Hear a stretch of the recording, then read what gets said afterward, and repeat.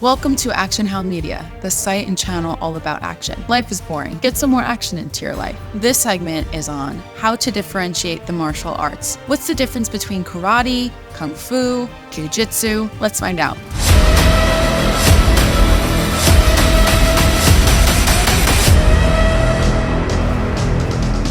Today we're going to talk about what differentiates the various martial arts of the world. Today we have a martial artist, Kevin, who's been doing martial arts for 30 years, mainly in which arts have you been studying? We started with Jeet Kune Do, Rob and I, back in 1992. And then from there, Rob went more into Filipino martial arts, and I went a little more into Muay Thai boxing at the time. Everybody wants to know, what is the big difference between all the various martial arts? It comes down to one word, and that is distance. All the various martial arts are basically categorized by where their specialty is in terms of distance. So there's four basic distances. There's kicking range, punching range, or boxing range, trapping range, and grappling range. All right. So the first range we're going to talk about is kicking range. So if we're in kicking range, we're close enough where Kevin or I could kick him. All right. So I can kick him there. You can kick me.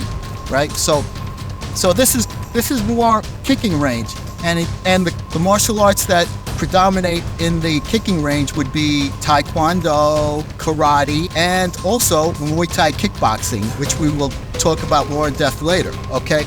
The next range, besides kicking range, the second range would be punching range. Okay, so that would mean where the opponent is close enough where he could punch you. All right, so if you want to stick your hand out. So right here is more boxing range, right? So he's close enough to punch me in the face. So all the martial arts have a little overlap here and there, all right? But mostly the kicking arts are karate, Taekwondo, Muay Thai kickboxing, and the boxing is predominantly boxing. And you'll see boxing in other arts also. The third range is trapping range, all right? So trapping means we're even closer, where I'm close enough to immobilize Kevin's hand and strike him at the same time. So this would be considered trapping range. Now there's also other techniques you could do in trapping range, like for instance, what other? Right, in trapping range, we have weapons such as you could throw your elbows, which we get from Muay Thai boxing. You could throw knees from that range. You could even box, right? Close range. Close range boxing, right. And we'll demonstrate some elbow techniques. Good. So just like from here, just don't hit me, but just throw the elbow. So here's a snap elbow, and then he could also throw a down elbow, okay? And then a knee would be simply, right. So that's a knee. So in this range, you have many weapons, but it's also a very dangerous range because of the fact that you could use so many weapons. The fourth range would be grappling range, all right? So grappling is anywhere where you're even closer than trapping range, where you're actually grappling with somebody, like grappling your opponent. Like, so the big grappling arts are wrestling and jiu-jitsu, all right? So these are the most popular arts within the grappling realm. Wrestling is more taking down your opponents and pinning him to the ground, where jiu-jitsu is more a ground art where they get you on the ground and try to get a submission like an arm bar or a choke. And those are the four ranges. In all the ranges, if I'm for kicking range, right, we could throw kicks. Also, in punching range, we could also throw closer kicks, right? We hit more with the shin. Also from punching range, what can I have? If I want to extend on a knee, from punching range, I have my knees. I let the hips go forward, shoulders go back, right? From that's all in punching range. If I'm in close range, we mentioned earlier, more clinch range, elbows, any angle. I could throw upward, diagonal, straight down, straight up. And here too, I have close knees I could throw straight up to the groin, depending if you're in self-defense or if it's a sport. And of course, underground. Underground, you have a lot of different grappling. In today's world, MMA has become very popular, which is mixed martial arts. And that's a combination, all the different functional arts. Mostly you'll see in mixed martial arts would be boxing, Muay Thai kickboxing, and Muay Thai kickboxing because you have the kicking range, the boxing range, and the trapping range with Muay Thai, which is why it's so popular in MMA, all right? So they could punch, kick, knee, elbow. in MMA.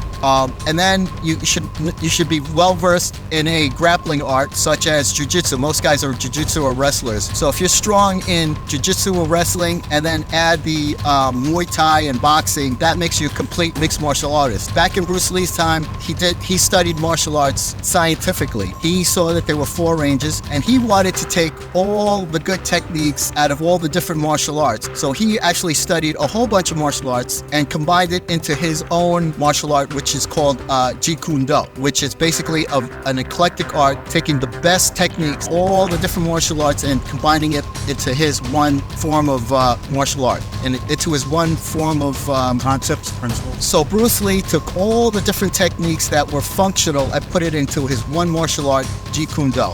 Aside from the 4 ranges which basically cover empty hands fighting, meaning no weapons fighting, there is also weapons fighting.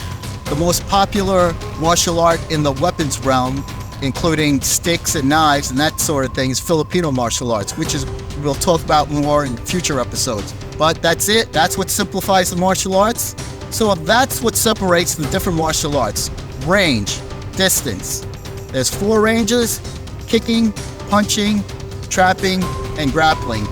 There's martial arts that mixes them, and then the more eclectic arts you have is Jeet Kune Do, and well, today you have MMA, which combines everything, right? And for weapons, the most ubiquitous art would be Filipino martial arts, which includes stick fighting and knife fighting. And that's all, folks. Actionhounds unite. Thank you.